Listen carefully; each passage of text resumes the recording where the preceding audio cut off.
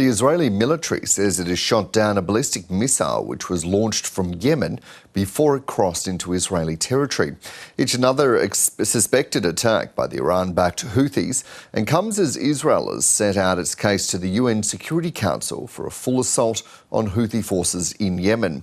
For more, I'm joined now by Middle East analyst Professor Amin Saikal. Good morning and welcome to the program. Can you just step us through this incident that we're reporting on this morning?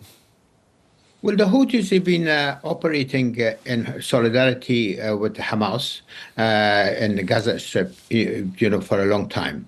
But it has the tension between Houthis and the Israelis have escalated over the last month in particular.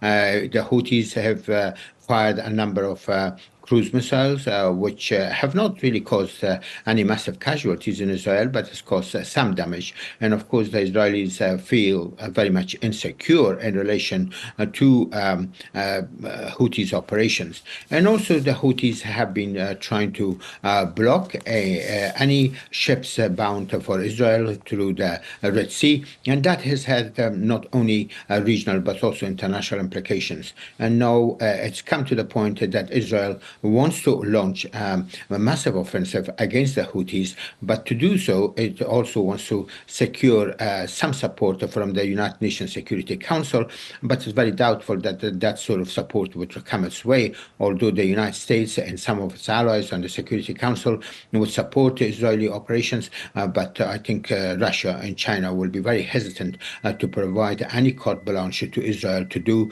against in Yemen, as it's done, for example, in Gaza, or for that matter, the damage that is really caused to the Hezbollah in Lebanon, and also what Israel is now really doing in Syria. Professor, is this seen really as a continuation of that conflict that we've been seeing between these countries, or is this now, in fact, an escalation, given that it was a ballistic missile that was used? Well, it is a continuation and also at the same time escalation. Of course, if Israel had agreed to a ceasefire in Gaza, probably this conflict would have come to an end. And I don't think that the Houthis would have been willing to target Israel, or for that matter, Hezbollah would have been willing to continue its operations against Israel. But the fact that the ceasefire still has not really come into existence in Gaza, and the devastation continues in Gaza, and the Houthis have said that they will continue their operations against Israel. So I think there is a danger of this conflict escalating and reaching to the point that could be very dangerous, not only for Yemen, which is one of the poorest countries in the region, but also it could cause more damage to Israel and to the shipping in the Red Sea, which could have more international economic implications. And I'm curious to get your insights into what's happening in Yemen, particularly the political situation there. But as you've just touched on, what is the circumstances for regular people there as well? Well, I mean, as I said, it's one of the poorest countries in the region. And of course, Yemen has been experiencing conflict over a long period of time. The Houthis control part of Yemen, including Sana'a, the capital, but not all of Yemen. And Saudi Arabia formed an Arab coalition which has been attacking Houthis in the past, although things have really calmed down. But there has been also the hostilities between the Houthis and the Saudis, as well as some of the other Arab countries which have joined Saudi Arabia in the past. And of course, the fear of the Saudis and their allies is that the Houthis are sort of a proxy for Iran and supported by Iran, although the relations between Iran and Saudi Arabia have lately improved. Nonetheless, some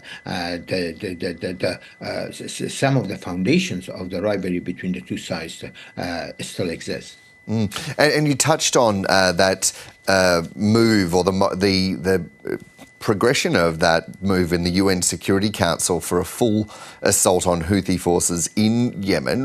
Where is that at, and what do you expect to see happen there?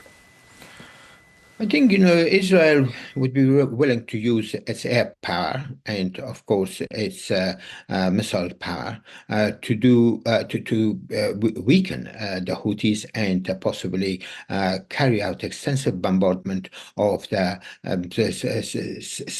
civilian and military targets. I mean, it has already targeted the Sanaa International Airport as well as the Yemeni ports and power stations.